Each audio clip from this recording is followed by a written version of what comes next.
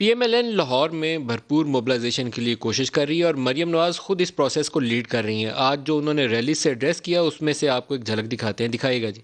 جو کہتے تھے دن رات این آر او نہیں دوں گا، پچھلے 2 دن سے ہاتھ جوڑ کے نواز شریف سے این آر او مانگ رہا ہے. کان کھول کے سن لو، نواز شریف تمہیں این آر او نہیں دے گا. دوسرا اسٹیٹمنٹ بھی ساتھ ہی دکھا دیں جی.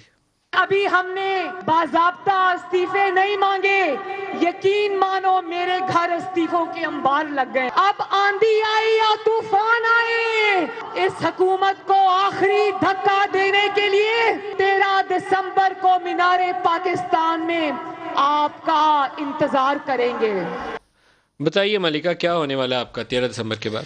دیکھیے ندیم صاحب، پہلی بات تو یہ کہ سزا یافتہ مجرم مریم نواز شریف اور ان کے والد جو سیاست سے باہر ہو چکی ہیں، سزا یافتہ ہونے کے بحاف پہ وہ دونوں باپ بیٹی پاکستان کی جمہوریت کو کمزور کرنے کی موومنٹ کو لیڈ کر رہے ہیں. ان سے این آر او کوئی نہیں مانگ رہا. وزیر اعظم وضاحت دے چکے ہیں کہ این آر او ایک ہی تھا جو پاکستان مسلم لیگ نواز اور پیپلز پارٹی نے ہم سے مانگا تھا نیب ترامیم میں شکیں امینڈ کرنے کے لیے، وہ ہم نے ان کو نہیں دیا. وہی ایک این آر او ہے اور اس کا جو دستاویزات ہیں وہ ہمارے پاس ہیں، عوام کو 12 دکھاتے رہیں گے.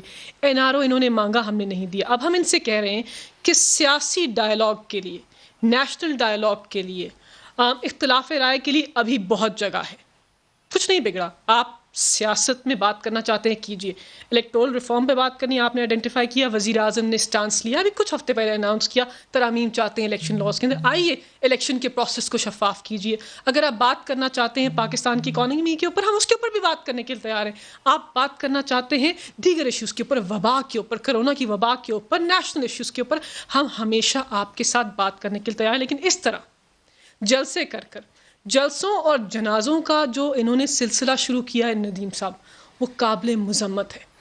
پاکستان کی عوام دیکھ رہے ہیں، دنیا دیکھ رہے ہیں، اس کی کوئی نظیر نہیں ہے. سیاسی بالکل سیاسی قیادت جلسے کر رہے ہیں اور وہاں پر کرونا کی وبا کی شرح بڑھ رہی ہے اور لوگوں کے گھر کے اندر جنازے اٹھ رہے ہیں. ندیم صاحب، جیسے ہم بات کر رہے ہیں، اس دفعہ جو کرونا کی وبا کی شرح ہے وہ 9% ہے اور ڈیتھس کی شرح بہت آگے جا چکی ہے اور عوامی نمائندے عوام کو گمراہ کر رہے ہیں، قومی فریضے سے تجاوز کر رہے ہیں اور عوام کی جانوں کو نقصان پہنچا رہے ہیں. اور ایک ہی ایجنڈا ہے کہ باپ اور بیٹی سیاست سے باہر ہو چکے ہیں.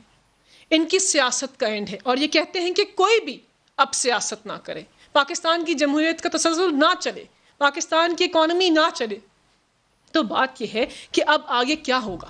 ڈائلاگ ہونا چاہیے، عوامی ایشوز پہ بات ہونی چاہیے اور جلسے جلوس سے حکومت نہیں کرتی.